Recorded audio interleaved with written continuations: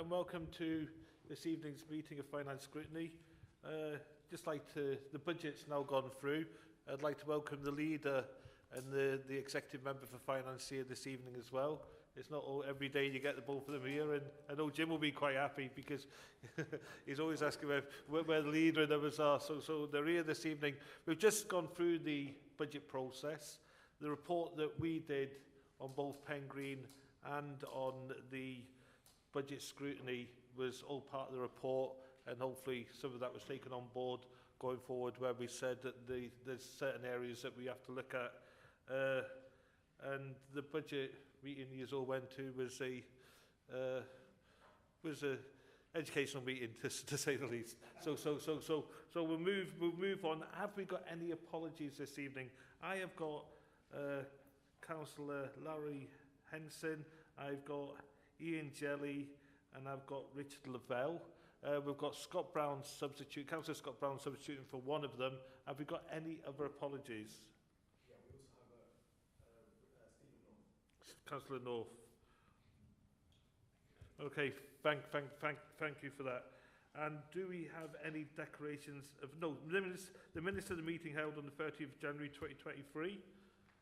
Are they read and approved by everybody? Sorry, Chair. That item was removed from the agenda. The minutes have been circulated, so that will come into the next meeting for review. Yeah. Okay. Did people pick that up? The minutes weren't circulated, so they're going to be put onto the next meeting. Is that okay with everybody? Yes. Yeah. I was just panicking where they were. Okay. So do we have any members' declarations of interests? Looking around, no, we do not. Thank you very much. And tonight's meeting is a bit, there's not as much on the agenda as there normally is, but we've done a lot of work over the last few months, and the next agenda will be a lot more on it, I can assure you that. But we'll move forward on to item 4, which is the revenue budget monitoring, and Janice Scott is going to report on that. Thank you, Chair. I'm actually going to hand over to Mark to do the narrative, but just to say in relation to the budget scrutiny, you're absolutely right, thank you, Chair, and a number of the comments that were made through the budget scrutiny will be taken forward and included in subsequent reports that we're working on now as part of that reporting for 23-24. So without that, I'll hand over to Mark. Thank you. Thanks very much, Janice. Thanks, Chair. So this monitoring report sets out the material financial issues identified since the 22-23 budget was set in February of last year, and is based on the income and expenditure as at the end of December of last year, and reflects the views of the budget managers and assistant directors. The period 9 monitoring was reported to the executive at the meeting on the 16th of February. The forecast outturn for the general fund is an overspend of 5.2 million against a net budget of just over 300 million. This is a favourable movement of 510,000 to that reported in period 8, where an overspend of 5.7 was reported. The detail of the movements against the budget are set out in the report and summarised in the table at paragraph 4.3 of the report. The most significant pressures relates to Northamptonshire's Children's Trust, where the forecast overspend is estimated to be 13.5 million in 22-23, with a cost to this council of around 6 million. The remainder falling to West Northamptonshire Council. The Housing Revenue account has a forecast overspend of 154,000 against the approved budget of 36.27 million. The HRA has been affected by a number of factors, but the main pressure is due to the application of the agreed pay award being higher than budgeted. The details of the movements against budget are set out in the report, and I'm happy to take any questions through you, Chair. Thank you very much. Any hands in the air? Has anybody got anything to say on this? Councillor Rowley. Thank you, Chair. Just on something that was raised last time was the contingency funds. And am I right in thinking that that hasn't had any movement this month? It's still the same as month 7? Through you, Chair, yes it is. We've now utilised the contingency fund, but that is on the basis of the forecast for the full year spend. Yep. Anybody else? Any questions? Councillor. Thank you, Chair. A question here just around on page 13 on the available resources and corporate costs. I just wondered if the total council tax is budgeted isn't collected, what happens to the remainder amount, the remainder percentage? For example, if only by the end of the year we've got 90% collected. I know you say you've got strong collection rate. Well, does it get written off as bad debt, or is it carried over to the following year? Thank you. Through you, Chair, it's actually carried over to the following year. So we either have a surplus or a deficit on our council tax collection, because we never forecast to collect 100%. We forecast to collect about 98.4%. So if we overperform, then that carries forward as surplus for next year. If we don't, then it's deficit, and we look at that on a year-by-year basis on analysis of the performance against the collection. Can I get a follow-up, Chair? Is any amount ever written off as bad debt? We only write off council tax where we can't collect it physically from an individual. So it's done on an individual by individual basis when we may write off council tax collection. We don't write it off en masse, but that is after a prolonged period and proper processes that go through in order to support us to collect that council tax.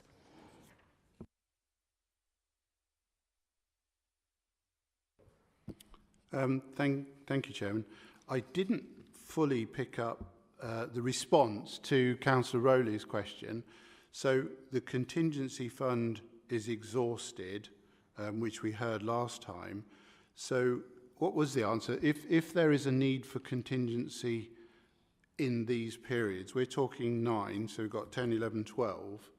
If there is a need to dip into contingency in the same way as we had up to that time, where does that come from? That's question 1.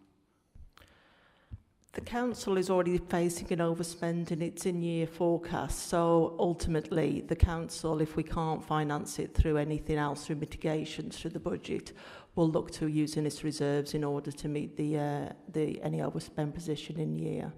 So ultimately, things will fall to reserves if it cannot be met through any existing budgets that we have within the council for the year. And question number 2 then, how will that be recorded how will we know that that's happened? Because it's a significant budget issue, given it won't be a contingency spreadsheet with an amounts as we've already seen leaving. It will be the actual overspend that's forecast at the end of the year. So at the moment, we've got 5.7 million there forecast. So it'll be whatever is the bottom line figure at the end of the year will be what we need to fund from reserves, because all of the budgets will have been exhausted. So the 5 million, again, thank you, Chairman, for letting me come back. So the 5 million we're already in the red. Okay, just to ask the question for anyone else. Where will that be funded from before we get into next year, given we've got 3 more months to go? It will be funded through, we have smoothing reserves, so that helps us with some of the peaks and the troughs over the year. So we use the smoothing reserves to do that, and we've already allowed for some of that when we looked at the reserves forecast going into next year. Okay.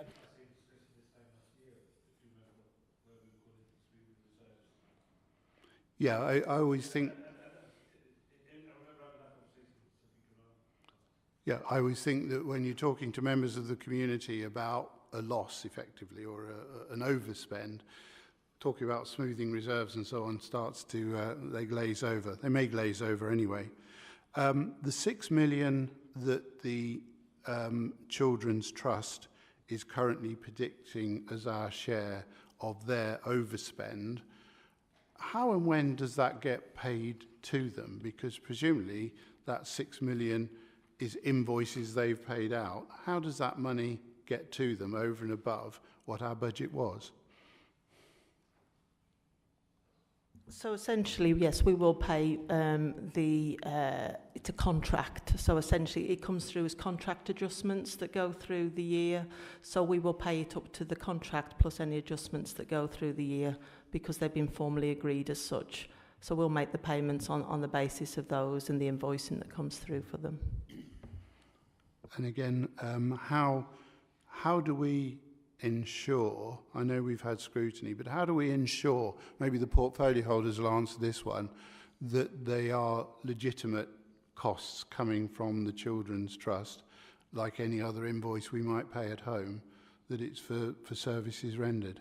I don't know whether there's a political answer to that, but presumably the portfolio holders and leader are abreast of that and understanding and scrutinising when we're not meeting, Chairman.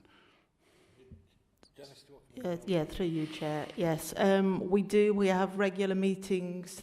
Mark and colleagues meet with the Trust through the operational commissioning group, and there's also a strategic commissioning group.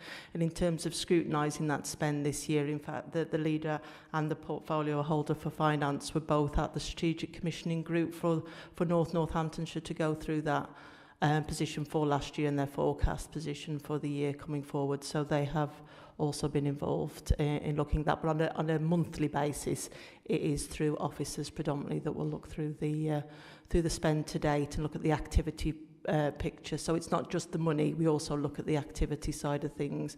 But obviously we will have we've got greater transparency as well of the spend against the Children's Trust. So we'll be wanting to see the actual spend figures as well and the activity. So we will be asking for all of that detail as well at year end, aside from what we see during the year and their forecast until year end. Now come in on that as well, because we have a responsibility as well as a scrutiny committee. We've got to keep an eye on it, and it's something that the executive member said to me in the past. Really, Mark, you used to have to keep an eye on that.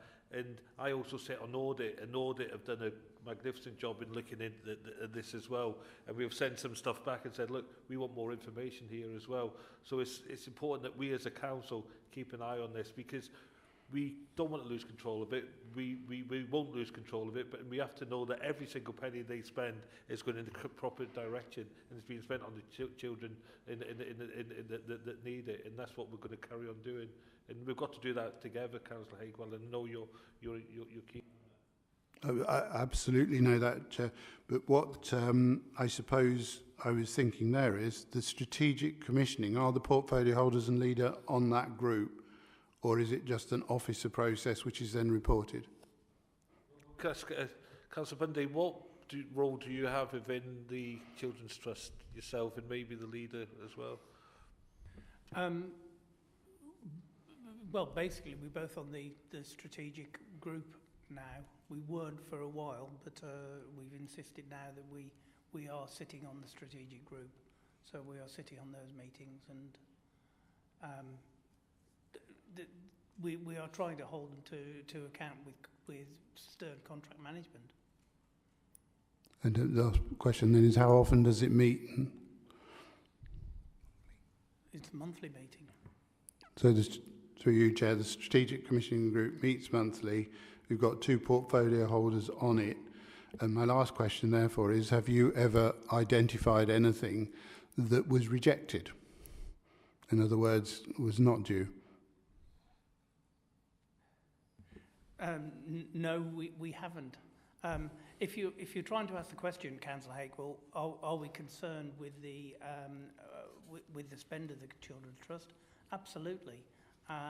But we are in a situation where it is a contract. They are our partners, and the contract says that we have to support them. Councillor Smithers? Thank you, Chair. Look, I mean, the strategic meeting group that we attend, we've only just started attending. We've highlighted some issues, as clearly as you've picked up, Councillor Hakewell, and myself and Councillor Bunday are not happy with what we'd seen going on before, so we wanted to be part of that group to better understand where we are. Now, we've had one meeting thus far to understand where we are with that. We will keep their feet to the fire. We have asked them to identify their most 120 most expensive cases and how we can begin to step down some of that to start to bring down the cost for the Children's Trust and hence for North and West Northamptonshire. It's a complex situation, as you're probably aware, and you've been here before. You understand how children's services work. They're a demand-led service, but I'm not going to dwell on the fact they're demand-led, because our adults are demand-led as well, and they've come in under budgets thus far, and I predict that they will for the rest of the year, financial year.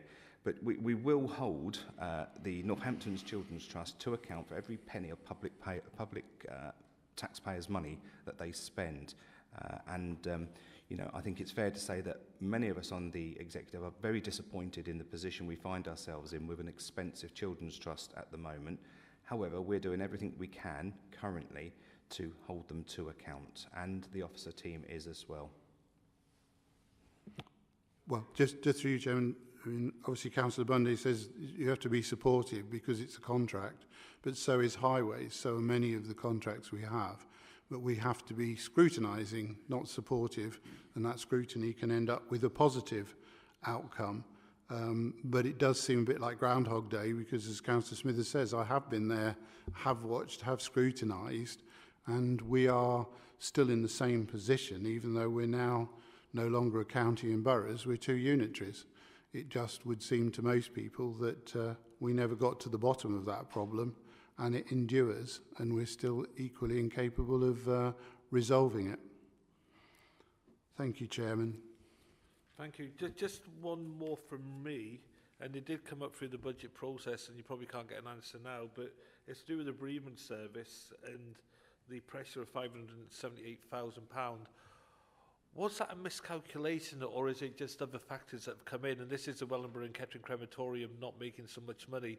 Is it because I know that one's opened out in Market Harborough? Is it because Wellingborough opened as well, and so there's 2 incomes there now? That we've not got the income that we thought we were going to get, because it is a big pressure on us. It's on page 27.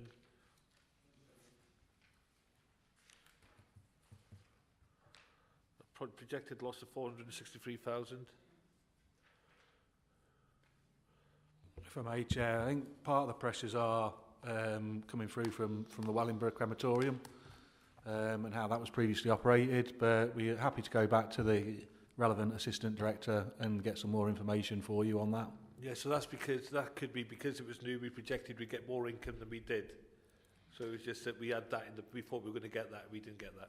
Yeah, and I think it's also, you'll be aware there are more crematoriums now, and I think that does create that competition. But I think the main issue there is around how that service was previously being delivered. Yeah. But I'm happy to go back to, like I say, the relevant Assistant Director, and we'll get some further information for you. Yeah, and I also understand that we are looking at trying to bring the Wellingborough Crematorium back into North Northamptonshire, because it's a trust or something right now, isn't it? So that'd be a good way forward. So thank you. Okay, that's anything else on that item 4? Councillor Brown. Sorry, just to go back to the children's services, on the overspend, when they invoice us, is that broken down in the same way that the budget is? So no matter what it's for, it's a split between the north and the west, the same percentage, or is it kind of if there's a service that's being overspent in the west, do they kind of carry that can? Through you, Chair. No, it is split on a proportionate basis. So we take the risk and the gain, if you like, on that one. So that's how that comes through.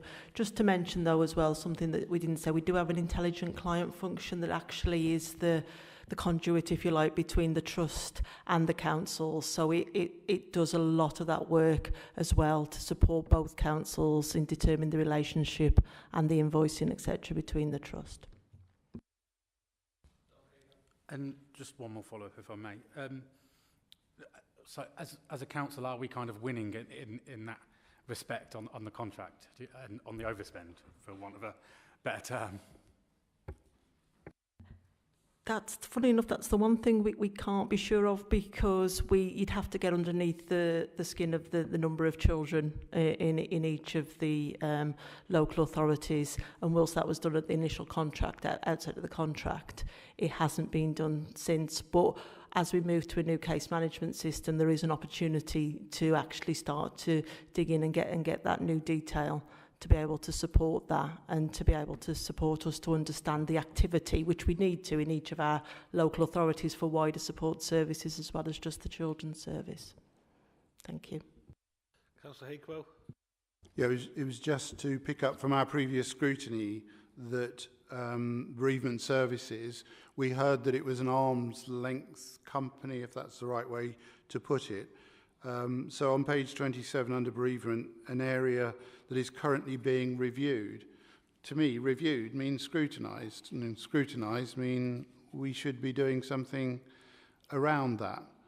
But I don't see a forward plan anyway, and I don't think there's a forward plan for Scrutiny Commission tomorrow night on the agenda.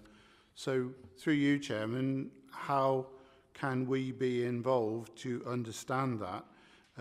You clearly have some knowledge. There's a new crematorium just outside of Leicester, the Market Harbour side of Leicester, and we've got the Wellingborough one. How are we going to scrutinise it? And again, over to leader or portfolio holder, how can we be involved with our knowledge in understanding what is a chunking great amount of money and is obviously inherited from Kettering Borough? How are we going to do it? I understand what you're saying, and it's something we've just went through a scrutiny process where we looked at this. I think we have to, what we've been told off of Councillor Lawman was that they're going away to look at it, they're going to bring a report forward to the committee. When that comes forward, Scrutiny have got a right to call it in, of course. So there will be a report coming in the near future or whenever to say that they're going to bring that back into the Council's control, I believe. Sorry, through you, Chairman. Call-in is toothless. It doesn't do anything but delay. My feeling was that we should be scrutinising it as a proper scrutiny item with all the facts and information, and then we should be feeding it through to the executive, our views, so the executive then can make it. Afterwards is too late. I believe that, I don't think we can scrutinise anything until we've got a report in front of us from the officers. We can't do anything until the officers have done the work in the first place and said, look, this is what we're looking at doing. Then when that report comes forward, we can either scrutinise it or not. But we've got to see what they're going to bring forward first. They may decide to stay where they are. I think we've looked at it. We'll have a look at the report again and see what that says. So there's nothing on the scrutiny agenda to look at this £500,000 shortfall? The way it works, as you know, this committee doesn't have a forward plan like the other scrutiny committee, and anything that wants to be put on the forward plan or anything has to go through the other committee first and foremost, and that's how this scrutiny works. We're looking at how scrutiny works going forward, and things may change on that, but that is one of the problems we've got with scrutiny right now, and that is what we've had to live with, and we've lived with it for a few years, and we've done it quite successful. So I guess I need to fill out one of those forms that we are told to fill out to bring it to scrutiny. Yeah. Thank you.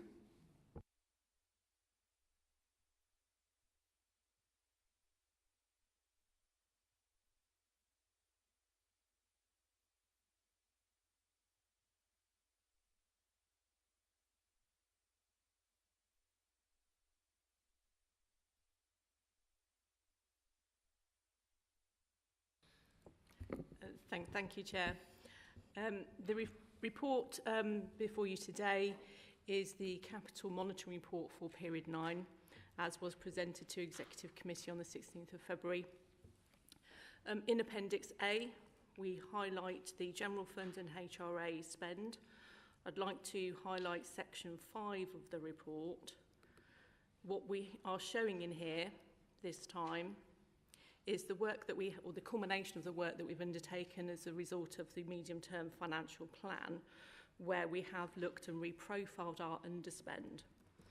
At the moment, we're looking to underspend 63.9 million, of which we have reprofiled 43.7 million for the general fund and are anticipating an underspend to be carried forward of 20 million so far as at period 9. For the HRA, similarly, we've undertaken the same review and we are looking to show an underspend of 17 million and a reprofile budget of 10 million, looking to estimate our reprofile budget of 7 million. So you can see from these tables that we have taken significant work within the capital programme into reprofiling the underspends that we have seen coming forward over numerous years from the legacy authorities. So other than that, I'm happy to take your questions on anything within the report. Thank you. Any questions? Councillor Hakewell?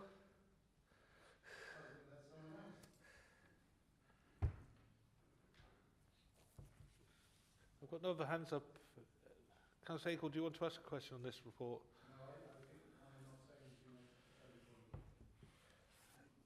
There have been, and the executive have moved forward one or two capital schemes recently, one of them being the Old Supporters Club. I can't see any work being done on that yet, and at least that was about 2 months ago.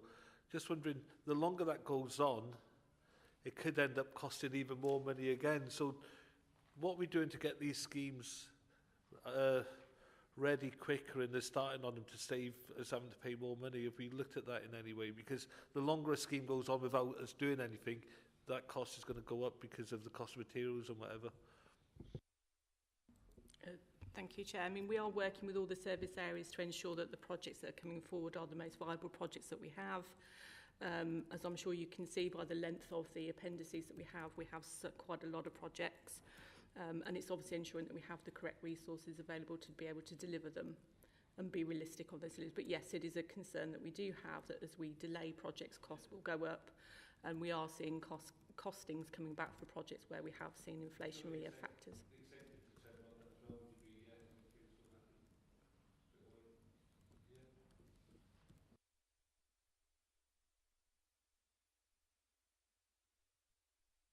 I found it really hard to read one of the matrices because it was so small. There was one there for Grosvenor House. It just had 00000.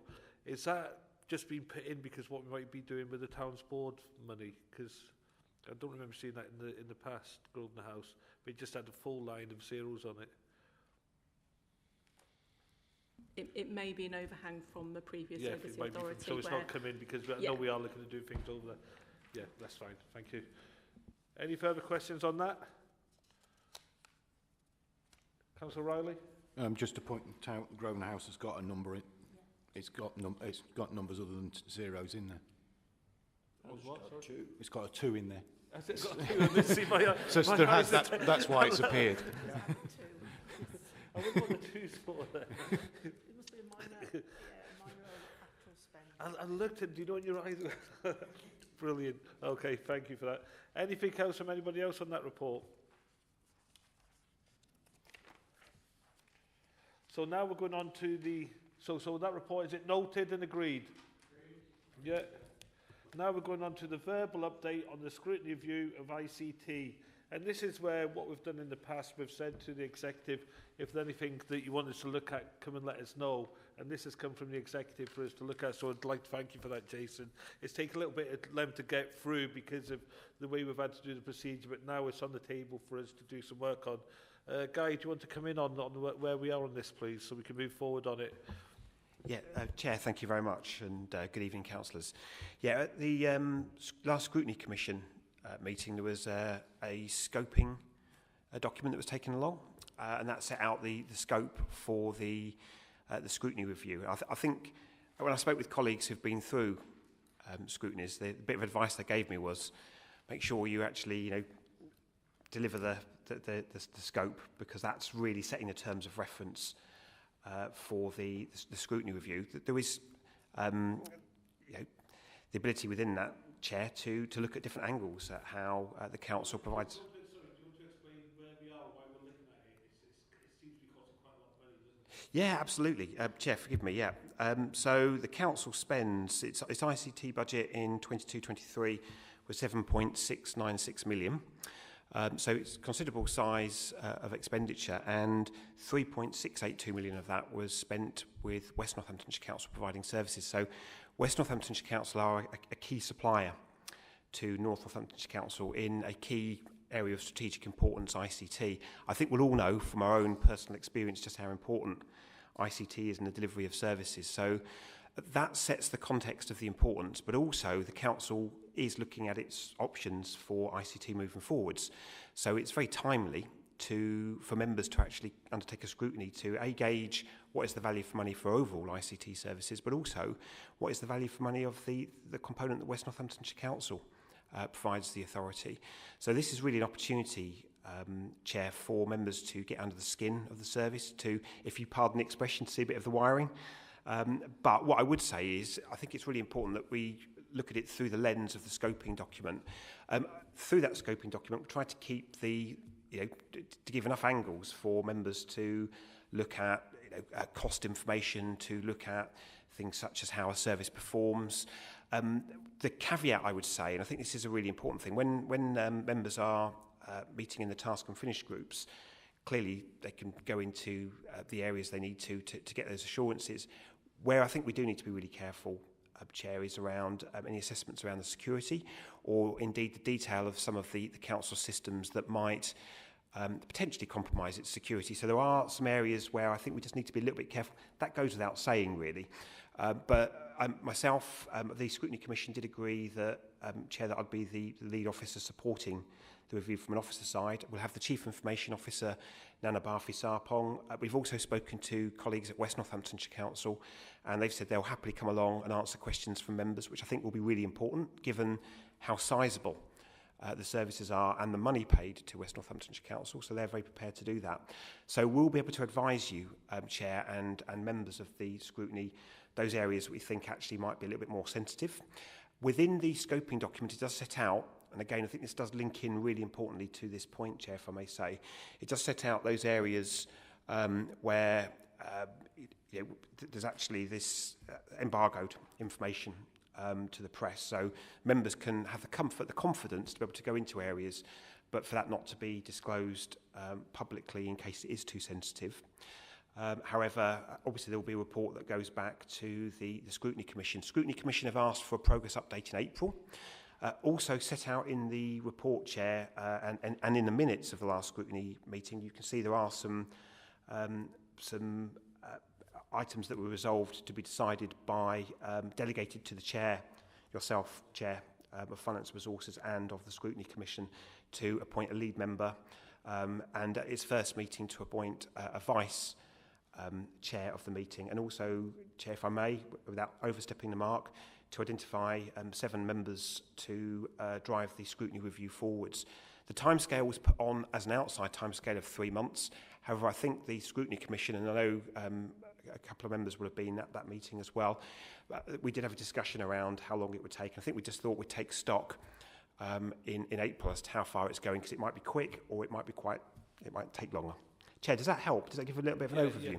I think we want to do it properly, don't we? We want to make sure we get the right information. We want to see what we're paying compared to other authorities of similar size.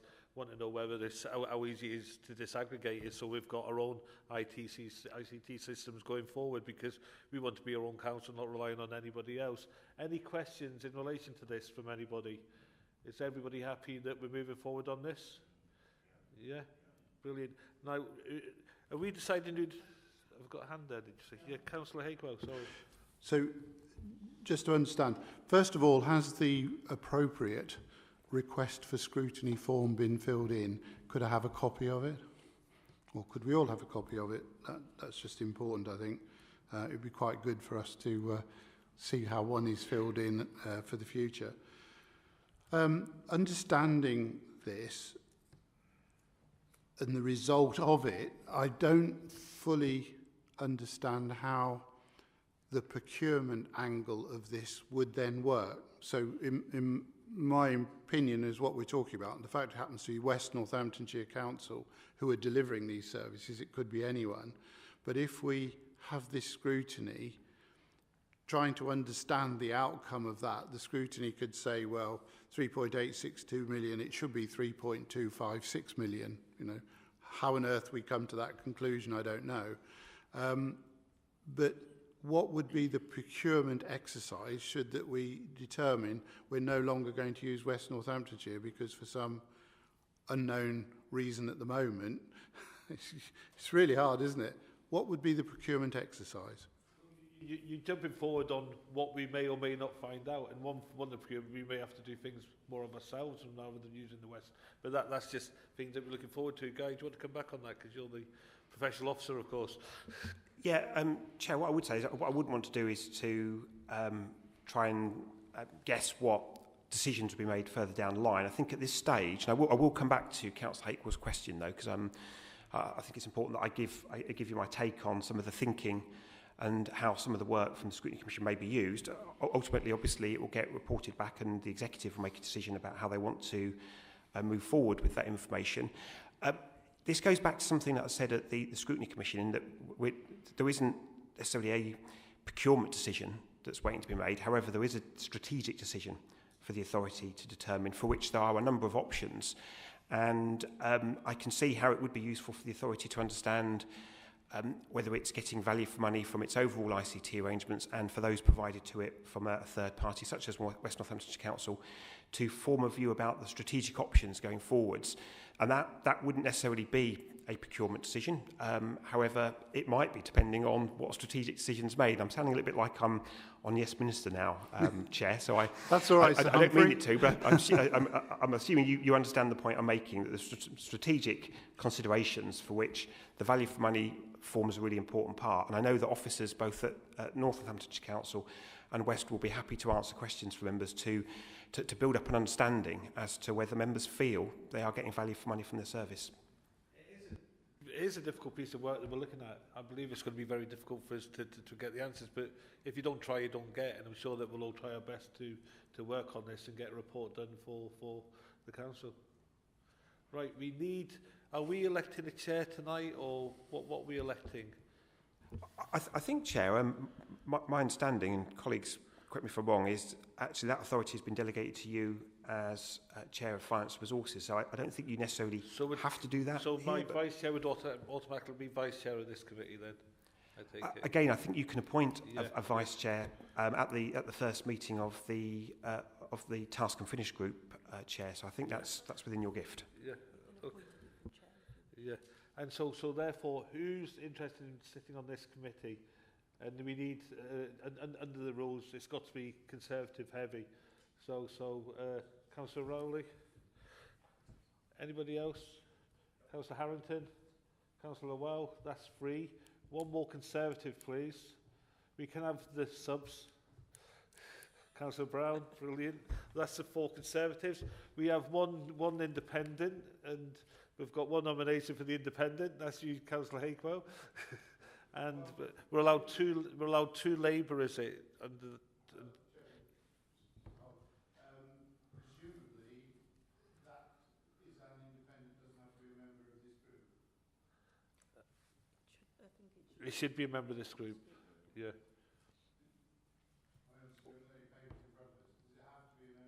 Or a sub. Scrutiny or a substitute. Yeah. Okay, so when do you need to know by? We've got a week, haven't we? Yeah, I mean, Chair, my understanding is it doesn't have to be done. This item is a verbal update, so it doesn't have to be done in this meeting. It's delegated. We want to get on with it, Councillor Hakewell. It has taken, and I know you said what the process is. This has been a long process to get this to where we are tonight. It's not just somebody's clicked a finger and said they wanted it. It's been a long process to get where we are tonight, I can tell you that. Yeah, no, I'm not saying that, but yeah. And Councillor Colquhoun, are you okay to go on this? Yeah. Right, Chair, sorry, I didn't want to interrupt your process. So there's just an additional bit of contextual information that I wanted to provide, if that's okay, Chair. Yeah, of course. Yeah, I mean, it goes back to a question that Councillor Hakewell asked, really around the sort of procurement options. I think it's just it's important to sort of to lay out, if you don't mind, some of the context. And it's just a reminder that when the blueprint was put forward for the disaggregation of services, ICT, there was an ICT digital component, and then a wider ICT service was actually on that blueprint for disaggregation. So in some cases, there were the strategic context was set at the point where the new unitary authorities were formed. And so what this value for money study does is it helps to inform part of that process, Chair. So hopefully it's just a reminder, really, that within the blueprint, there was always this sort of path of disaggregation set into it. Chair, just for the avoidance of doubt, it has to be a member or a substitute in this committee. That's what I believe it said. Could you double check that, please, Guy? Chair, I will double check that. Yeah, definitely. We'll get back to you on that. If you could, that would be great. Yeah. Anything else on that? No. And so what we'll do then, Guy, from tonight, when we've got the final name forward, then we can set up some dates and times, and we can have meetings by Zoom and things. And I know we prefer to meet, but what we found during the scrutiny process, we got more people through the Zoom process rather than the face-to-face meeting. And there will be times when we want to probably could have to go out to speak to the West and things like that, couldn't there? So, but let's get on with this and get the work done as soon as possible and see if we can reach that target date. Is that okay? Agreed? Yeah, agreed. Brilliant. Right, let's see. Right, nothing else on the agenda. Can I thank everybody for their attendance this evening and have a safe journey home to wherever you're going. Thank you.